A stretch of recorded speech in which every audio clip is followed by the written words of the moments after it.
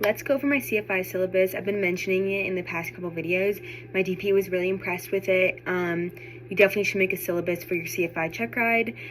That way you can show your DPE that you have a plan for your students, and that your students will also get a copy of the syllabus and know where they're at in their training so they can stay updated. I never had a syllabus in training, and I think it's a really smart thing to have because I never knew where I was at in training. I never knew how far I was or what else we had to do, so I think it's really important. All right, so this is the first page. Up here it has student name, their FTN number, and the start date of training. And then before they start training, I have a checklist of things that we need to go through with the students. So read, speak, and write in English. Non-U.S. citizens must go through the TSA process, or you need to have the proof of the citizenship in the past 5 years. Have at least third-class medical. IACRA is completed by the instructor and the student. So they have their student pilot license. They must be at least 16 years old to solo and at least 17 years old to earn their private pilot license. Then you get down into endorsements. So these are student endorsements for solo flight, knowledge test results, and student endorsements for practical tests. So whenever you give them an endorsement for solo flight, you add it in here, and then you put the date in. You'll have a syllabus for each student in particular, so you can keep track of what endorsements you've given them and when you gave them. And then also you can even make an extra endorsement section. That way, any extra ones you give, you can keep track of. And then you should also keep track of their knowledge test results, stuff like that. So then we get into the pre-solo stage. So it's 15 different flights for the pre-solo stage. Let's say that you do 1 hour flight time during each of those flights, maybe a little bit more. Then they're soloing around 15 to 20 hours, which I feel like is average. So each section has pre-flight homework, and students will either not have homework, or they'll have like a video to watch or a slideshow to go through before, or I'll give them stuff to memorize. Like maybe the next day we're flying emergency procedures, so I want them to know the ABCDE part of emergency procedures.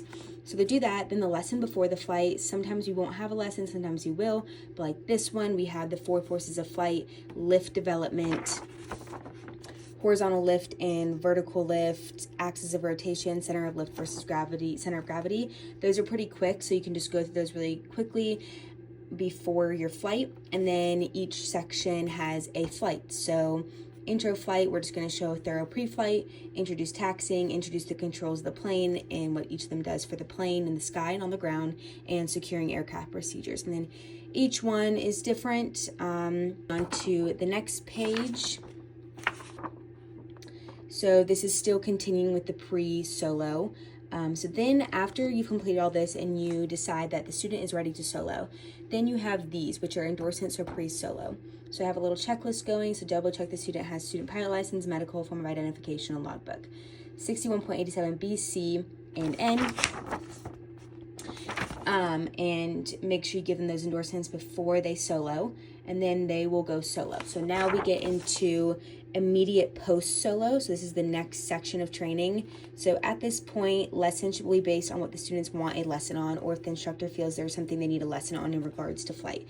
So let's say that they're not really performing S-turns very well. So we might go sit down and do an S-turns lesson in particular, or if they have something that they're working on for their knowledge test and they're struggling with it and they want to do a lesson on that, we can. I don't want to schedule lessons every single day and waste their money on ground lessons if they don't need it. So of course, during the pre-solo stage, we're going to like hammer on ground lessons and ground knowledge because it's really important they know that stuff before they go solo. But then once they've soloed, it's up to them to learn the information and come to me if they have something that they need help on. So now we really just have flights, and then at this point I feel like they should start working on their knowledge test, their ground school. So I don't really have homework on here. As things come up again, I might just give them like, okay, watch this video on S-turns if they're struggling with that for homework, but there's no like set homework in place, and I just expect them to start working on their ground school for their knowledge test. So then we get to the cross-country stage. So students should have completed a knowledge test by this point and should be focusing on studying topics for the practical test. So you're studying ground school during this training block, and then by the end of it, you should be taking your knowledge test and should pass. And then that way during this stage and then your preparation for private pilot practical test stage, you can just be focusing on really studying your practical test information. That way you don't schedule it and then you're like, oh wait, I haven't even started studying for that yet. So before flight number 1, we have some more endorsements. Here is our next page. So this one is 1, 2, 3, 4, 5 by 3. So this is 15 blocks again. So this is a mixture of solo and dual. So it's really up to the student if they want to fly lots of solo time or if they want to do lots of dual time. Obviously, for them to get scheduled for a practical test, they do have to fly with me a good amount so that I can make sure that they are improving towards a practical test, and then I can sign them off for it, because if they're just flying solo and I never get to see them fly and what improvements they're making, then I'm not gonna feel comfortable signing them off. So it's a mixture. And then down here we have a stage check ground. So you're going to see where they're at with their ground knowledge. So at this point, you should kind of have an idea of where they're at with their flying and if they are getting close to their practical test. So when you feel like they're getting close to being ready to take their practical test, you should test their ground knowledge, make sure that they have been studying for the practical test so that you're not signing them off to go take the check ride and they do great on the flight, but they do terrible on the oral part. So then we get into the preparation for private pilot practical test. So flight number 1, this is just going to be showing what the practical test is going to look like. So you're going to walk them through, like, he's going to make you do this maneuver, then you're going to have do your nav log, and you're going to have to divert to an airport, stuff like that. And then dual, you're going to do intro to performance takeoffs and landings, low altitude work, high altitude work, maneuver work, stage check with your current instructor. And then you're going to correct whatever is done incorrectly. So go back out either by yourself or with your instructor and correct what you messed up with on your stage check. Then you're going to go do a stage check with a different flight instructor, and you're going to go back out by yourself after that and correct anything that was wrong. And then also in this stage, you can schedule some ground lessons to do some like ground check ride prep. So maybe schedule it with some different instructors where they're not going to be biased towards you. They're going to treat it like a real check ride and really quiz you, and you can learn some stuff from that. And then we get into endorsements for practical tests. So these are the ones you have to give them before they can go take their practical test. So I would say before this stage, you should check with a DPE and see kind of where their schedule is at, like how far out they're scheduling. If they're scheduled out like 3 months and you fly like 4 times a week, then go ahead and schedule your check ride before you begin this stage of your training.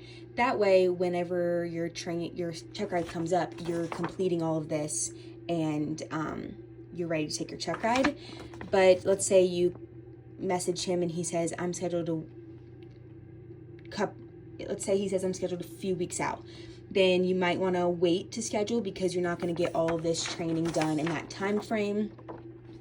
And so then by the time you finish all of this, your check ride should be fairly close, and you can give them these endorsements, and then they will go take their practical test.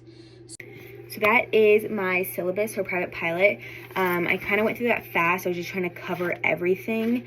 But if there's a page that like I didn't keep on the screen long enough for you guys to see, I can post pictures of my syllabus.